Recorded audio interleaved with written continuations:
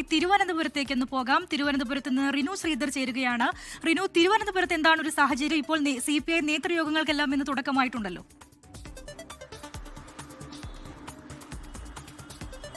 അനൂപ, രസ്ന, എന്തായാലും തിരുവനന്തപുരത്തും വിലയിരുത്തുന്നുണ്ട്. CPM-ന്റെ ഒക്കെ തന്നെ മണ്ഡലം കമ്മിറ്റികളിൽ നിന്ന് ലഭിച്ച കണക്കുകളുടെ അടിസ്ഥാനത്തിലാണ് ആ ഒരു വിലയിരുത്തലുകൾ നടക്കുന്നത്. എന്തായാലും 14 നിയമസഭാ മണ്ഡലങ്ങളാണ് തിരുവനന്തപുരം ജില്ലയിൽ. അതിൽ 13 LDF-നൊപ്പം നിലനിൽക്കുന്ന ഒരു സാഹചര്യം.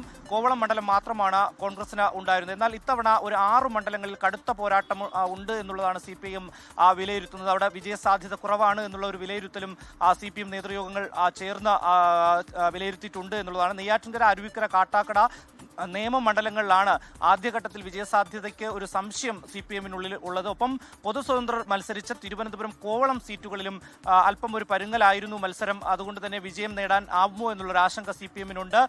അതേസമയം BJP-യിൽ നിന്ന് കടുത്ത മത്സരം നേരിട്ട കഴക്കൂട്ടത്ത് കടകംപള്ളി സുരേന്ദ്രൻ തന്നെ വിജയിച്ച് കയറും എന്നുള്ള ഒരു വിലയിരുത്തലും CPM മുന്നോട്ട് വെക്കുന്നുണ്ട്. വട്ടിയൂർക്കാവിൽ VK പ്രശാന്തിന് തന്നെ സാധ്യതയുണ്ട്. ഏറ്റവും കൂടുതൽ സാധ്യത കുറഞ്ഞ മണ്ഡലങ്ങൾ, അതായത് BJP-ക്ക് ലഭിക്കുമെന്ന് BJP കണക്ക് കൂട്ടി ഒരു 10 മണ്ഡലങ്ങൾ എടുക്കുകയാണെങ്കിൽ അതിൽ ആദ്യത്തെ 3 മണ്ഡലങ്ങളിൽ പെടുന്നതാണ് കഴക്കൂട്ടവും അതുപോലെ തന്നെ വട്ടിയൂർക്കാവും. ഇവിടെ 2 സ്ഥലത്തും CPM തന്നെ വിജയിച്ച് കയറാൻ ആകും എന്നുള്ളൊരു വിലയിരുത്തൽ ഉണ്ട്. ഒപ്പം നേമത്തും V ശിവൻകുട്ടി തന്നെ വിജയിക്കാൻ സാധ്യതയുണ്ട് എന്നുള്ളതാണ് വിലയിരുത്തപ്പെടുന്നത്. ഒപ്പം വാമനപുരത്തും വർക്കലയിലും CPM-ന്റെ ജില്ലാ സെക്രട്ടറി മത്സരിച്ച ഒരു സ്ഥലമാണ് വർക്കല. ഒപ്പം CPM-ന്റെ സംസ്ഥാന കമ്മിറ്റി അംഗം DK മുരളി മത്സരിച്ച ഒരു സ്ഥലമാണ് വാമനപുരം. ഈ 2 സ്ഥലത്തും CPM തന്നെ വിജയിച്ച് കയറും എന്നുള്ളൊരു വിലയിരുത്തലാണ് CPM ഇപ്പോൾ നടത്തിയിട്ടുള്ളത്. അതേസമയം പാറശാല, ആറ്റിങ്ങൽ സീറ്റുകളിൽ CPM ഉറപ്പിക്കുന്നുണ്ട് എന്നുള്ളതാണ് ഏറ്റവും പ്രധാനപ്പെട്ട കാര്യം.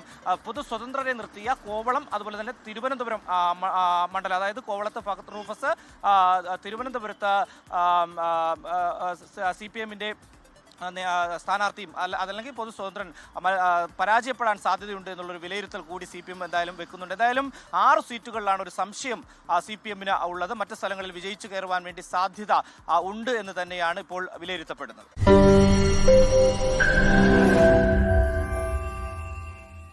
ലോകത്തെവിടെയായാലും ഏത് സമയത്തും 24 വാർത്തകളും ഓഗ്മെന്റഡ് റിയാലിറ്റി പാക്കേജുകളും എക്സ്പ്ലെയിനറുകളും വിശദമായി കാണാൻ ഞങ്ങളുടെ YouTube ചാനൽ നിങ്ങൾക്ക് സബ്സ്ക്രൈബ് ചെയ്യാം.